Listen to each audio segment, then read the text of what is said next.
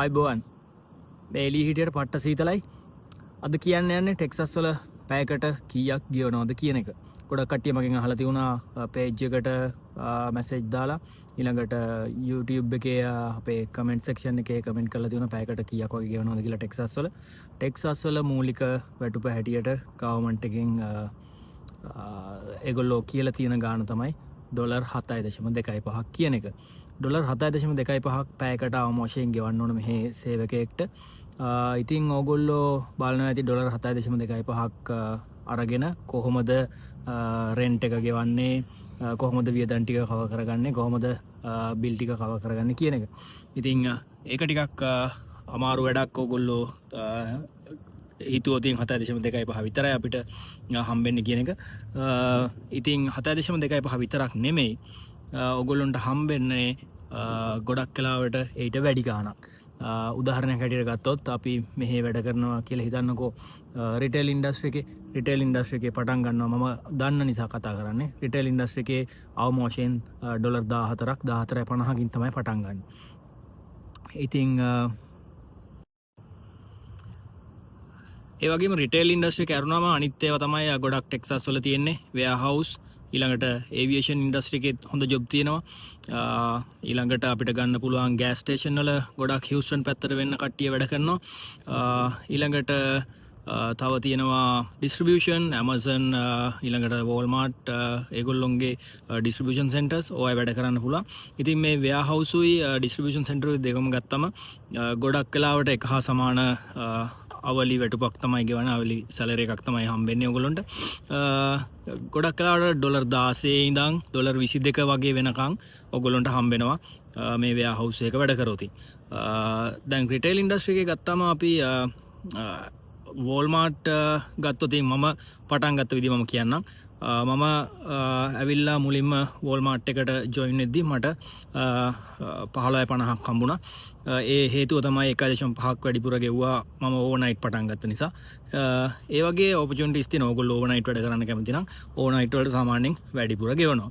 ඒකම ඔයගොල්ලොන්ට folk lift handle කරන්න පුළුවන් නම්, ඔයගොල්ලෝ ඒ වගේ දේවල් යූස් කරන්න දන්නවනම්, සේෆ්ටි පැත්ත දන්නවනම්, ඒ වගේ දේවල් වලට සේෆ්ටි සර්ටිෆිකේෂන් එහෙම තියෙනවනම් ඔයගොල්ලොන්ට වැඩිපුර ගෙවනවා.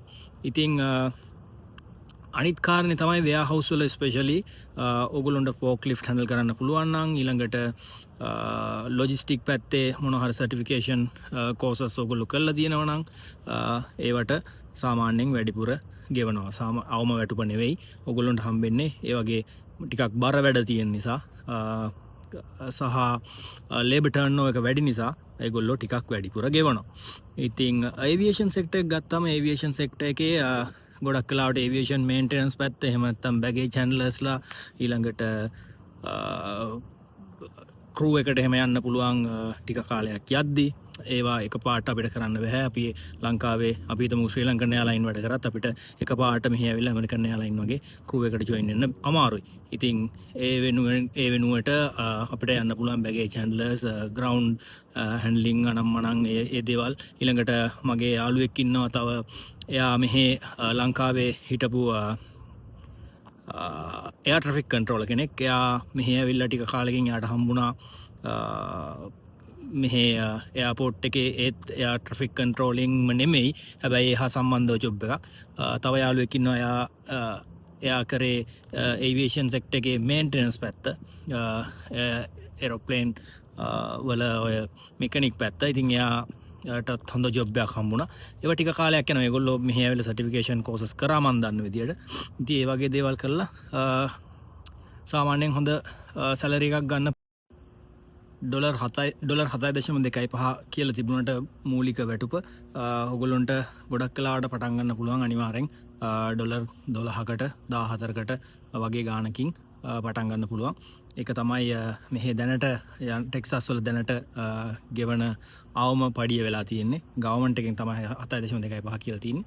ඉතින් ඔයගොල්ලොන්ට ටික කාලයක් තමන් කරන ජොබ් එකේ, ඒ කියන්නේ සර්වයිව් වෙන්න හොයාගත්ත ජොබ් එකේ ඉන්න ගමන් මොන හරි ඔයගොල්ලෝ ඉගෙන ගන්න දේවල් කරගෙන ඔයගොල්ලොන්ට හොඳ පඩියකට, හොඳ ජොබ් එකකට යන්න පුළුවන්. ගොඩක් කට්ටිය ඉතින් මුලින් ආව ගමන් කරන්න ජොබ්යක් හොයාගන්න ගනිද්දි ඔය වගේ සැලරි එකක් තමයි හම්බෙන්නේ.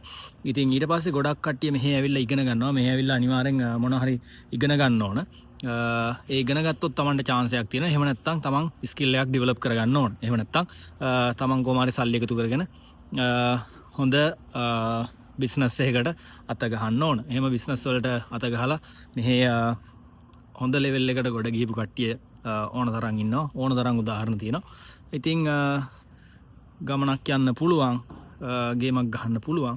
කොයි රටට ඒ කියන්නේ හැම මොන රටට ගියත් තමන් මුලින් කට්ටක් ගන්න වෙනවා. ඉතින් ඒකට රෙඩි වෙලා ඒක තමන් බලාපොරොත්තුෙන් ගිහිල්ලා ඉවරලා තමන්ගේ පාත් එක හදාගන්න.